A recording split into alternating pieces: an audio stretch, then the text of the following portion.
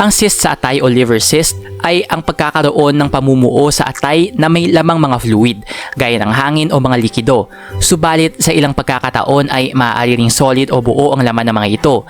Kapag nagkaroon ng cyst sa atay, ang pasyente ay maaaring makaranas ng pananakit sa itaas na kanang bahagi ng tiyan, paglaki, pamamaga at pagumbok ng tiyan, bloating, heartburn, pagduduwal o pagsusuka at pananakit ng mga balikat. Bago natin simulan ang video na ito, huwag kalimutan mag-subscribe sa aming channel para sa mga health and love advice at huwag kalimutan pindutin ang bell button para lagi maging updated sa aming mga bagong videos. Kadalasan, walang nararamdamang mga sintomas ang mga taong may cyst sa atay sapagkat ito ay kaunti o maliit lamang. Subalit, kung ang isang tao ay nakikitaan o nakararamdam ng mga sumusunod na sintomas, maaaring siya ay may cyst sa atay.